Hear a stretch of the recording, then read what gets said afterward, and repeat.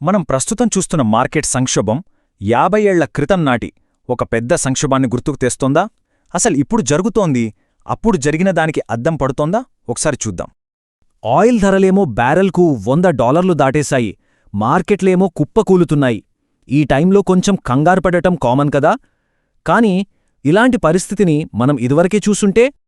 Okay, అయితే ఈ విషయాన్ని పూర్తిగా అర్థం చేసుకోవాలంటే ముందుగా మనం టైంలో కొంచెం వెనక్కి వెళ్దాం. తర్వాత ఇప్పటి పరిస్థితి ఏంటో చూసి రెండింటినీ పోల్చి చూద్దాం. చివరగా దీనివల్ల మనకు భవిష్యత్లో ఏం జరగొచ్చో అంచనా వేద్దాం. సరే, ముందుగా 1973 నాటి కథ చూద్దాం. ఆ ఏడాది వచ్చిన ఆయిల్ సంక్షోభం వెనుక ఆర్థిక కారణాల కన్నా ఒక బలమైన రాజకీయ నిర్ణయముంది. అసలు కథ ఎలా మొదలైందంటే ఒక ప్రాంతీయ గొడవతో. కాని ఓపెక్ దేశాలు ఆయిల్ని ఒక పొలిటికల్ వెపన్గా వాడ్డంతో అది కాస్త ప్రపంచ సంక్షోభంగా మారిపోయింది. దాని ఎఫెక్ట్ ఎంత తీవ్రంగా ఉందంటే అమెరికాలోనూ ఇతర దేశాల్లోనూ ప్రజల రోజువారీ జీవితం మొత్తం తలకిందులైపోయింది. సరే, ఇప్పుడు ప్రెజెంట్కొద్దాం. మార్చి 2026 నాటి పరిస్థితిని చూద్దాం. ఇది చాలా డిఫరెంట్.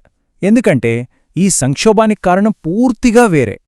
ఈసారి సమస్యేంటంటే కావాలని ఆయిల్ని ఆపేయడం కాదు, సైనిక ఉద్రిక్తతల వల్ల ఒక ముఖ్యమైన సముద్ర మార్గం మూసుకుపోయింది.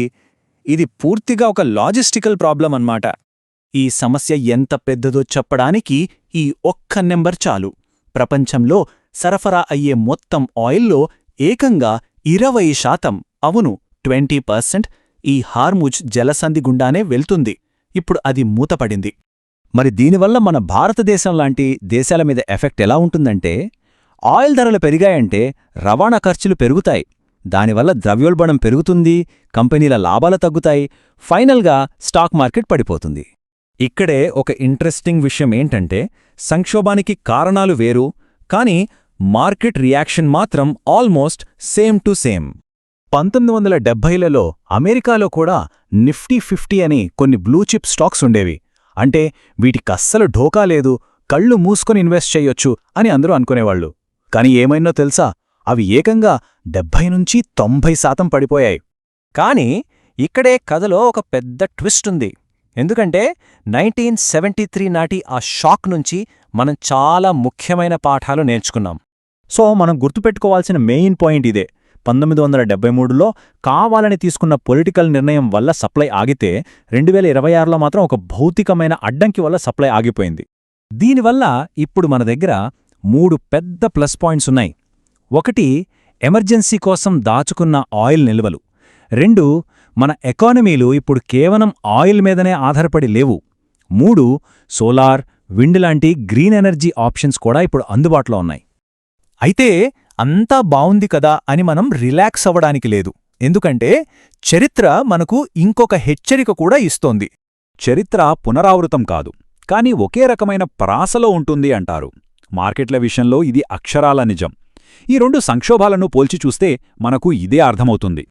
1970లలో ఆ నిఫ్టీ 50 మీద ఎంత నమ్మకముండేదో ఇప్పుడు మ్యాగ్నిఫిసెంట్ 7 లాంటి ఏఐ స్టాక్స్ మీద కూడా దాదాపు అంతే నమ్మకం కనిపిస్తోంది. ఇది కూడా ఒక బబుల్ అయి ఉండొచ్చు అని ఎక్స్పర్ట్స్ హెచ్చరిస్తున్నారు. సో ఫైనల్గా మన ముందున్న ప్రశ్న ఇదే. ఒకవేళ ఈ ఎనర్జీ క్రైసిస్ వల్ల వడ్డీ రేట్లు పెంచాల్సొస్తే అది ఈ ఏఐ బబుల్ను పేల్చేసి 1973 క్రాష్ లాంటిదే మళ్లీ రిపీట్ అయ్యేలా చేస్తుందా? ఇలాంటి మరిన్ని ఫైనాన్షియల్ స్ట్రాటజీల గురించి తెలుసుకోవాలనుకుంటే తప్పకుండా సబ్స్క్రైబ్ చేసుకోండి. ఈ సమాచారం స్నేహితులకు కూడా హెల్ప్ అవుతుందనుకుంటే వాళ్ళతో షేర్ చేయండి. ఆర్థిక ప్రయాణంలో ఇదొక మంచి స్ఫూర్తినిస్తుందని ఆశిస్తున్నాం.